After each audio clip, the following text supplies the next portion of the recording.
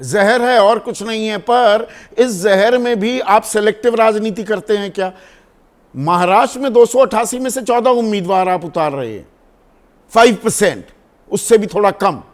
और उत्तर प्रदेश के जो उपचुनाव हैं 9 सीटों पर, उसमें 3 कुंदरकी, गाजियाबाद और मीरापुर में आप उम्मीदवार उतार देते हैं। यहां तो आप अखिलेश का नुकसान करेंगे। सर सुनिए सर, उत्तर प्रदेश में 3 सीट लड़ रहे हैं। कुंदरकी में हमारा चेयरमैन था, उसको बीजेपी ने जो भी है क्या किया, जादू किया नहीं मालूम, बेचारा वो डर के मारे उनको जाना पड़ा।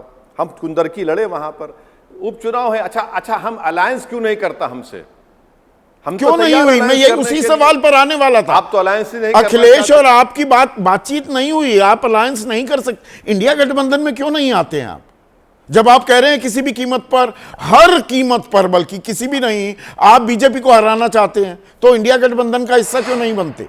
मैं आपको फिर से बता रहा हूं कि मैंने इस बात को पहले भी कहा कि महाराष्ट्र के चुनाव से करीब 1-1.5 महीना पहले हमारे अध्यक्ष एक्स एमपी इम्तियाज जलील साहब ने कांग्रेस के और शरद पवार साहब को, कांग्रेस के महाराष्ट्र के प्रेसिडेंट और शरद पवार साहब को लेटर लिखा कि हमको साथ लीजिए, हम बीजेपी को रोकना चाहते हैं। इससे बढ़ के और क्या करूं मैं? और क्या कर सकता हूं मैं? जाके भीख तो नहीं मांग सकता ना, वो मेरी फितरत में नहीं है। अब और क्या, अब जो अगर ये सुनेंगे समझेंगे तो उनकी बात है, नहीं सुनेंगे तो मुझे तो मेरे 2 एमएलए हैं महाराष्ट्र में। कुंदरकी में मेरा चेयरमैन रहा है जो अब चला जा चुका है। मेरे वहां पर कई म्युनिसिपल कॉर्पोरेटर्स जीत कर आते हैं। तो मैं चुनाव नहीं लड़ूंगा तो क्या करूंगा? मैं एनजीओ बन जाऊं और थैला लेके फिरूं, ज्ञान देते तो एकला चलो का ही राग अलापते रहेंगे, अकेले ही लड़ते रहेंगे। अब लड़ाई एक और मोर्चा आपने खोल दिया है कि भाई सरकार जो संशोधन बिल ला रही है वक्फ बोर्ड का, कि उसमें गैर मुस्लिम सदस्य भी होने चाहिए। 2 सदस्यों की बात की जा रही है। तो आप सवाल उठा देते हैं भाई तिरुमला बोर्ड में तो सारे हिंदू हैं, हमारे वक्फ बोर्ड में क्यों मुस्लिम आ रहे हैं? पर यह अकेली आवाज साबित हो जाती है क्या? तो सुनवाई नहीं होगी। मैं पहले आपको बताना चाह रहा हूं, उत्तर प्रदेश में हम अकेले नहीं हैं। हमारे साथ हमारी बहन पल्लवी पटेल है, हम उनके साथ हैं और साथ रहेंगे। अब रहा सवाल अकेले चलने का, तो सर अकेले तो चलना पड़ेगा ना, क्यों हम अपने आप को रोक लेंगे? अब रहा सवाल इस जो प्रपोज वक्फ बिल के बारे में, सर आप समझिए हमारी बात को कि स्टेट वक्फ बोर्ड में पूरे के पूरे मेंबर मुसलमान होते हैं। नरेंद्र मोदी की सरकार ने क्या किया कि अब यह कह दिया कि सिर्फ 4 मुसलमान रहेंगे, 11 टोटल मेंबर में से 4 मुसलमान रहेंगे, 2 मैंडेटरी है, नॉन मुस्लिम होना, 6 हो गए। अब बचे 5 उस और पूरे नॉमिनेटेड होंगे। अब तक इलेक्शन हो रहा था 95 एक्ट में, एमएलए कैटेगरीज में, एमपी कैटेगरी में और बार काउंसिल में।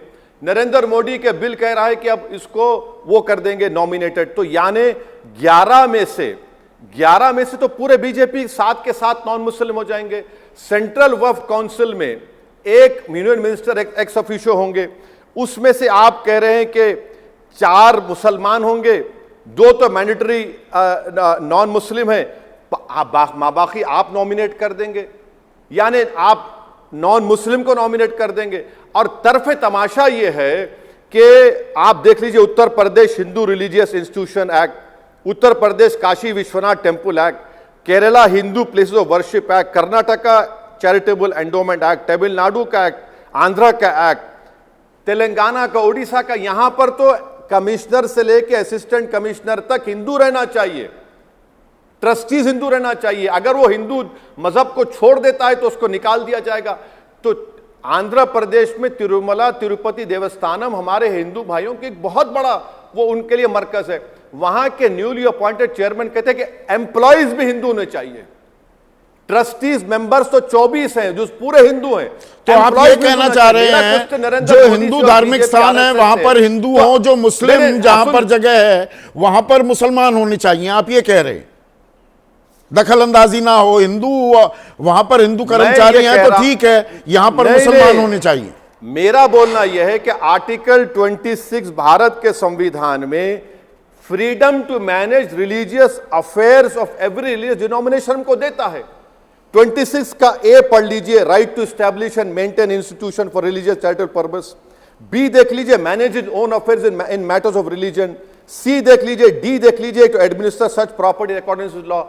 आप उसका वायलेशन कर रहे हैं। और पैरिटी ये डिमांड करती है कि जब इन जगहों पर हिंदू धर्म के जो आस्थाने हैं, जो उनके टेंपल्स हैं, वहां पर हिंदू धर्म के लोग होंगे, बहुत अच्छी बात है। मुझे क्या मालूम कैसे चलाया जाए, एडमिनिस्टर कैसा कराया जाए।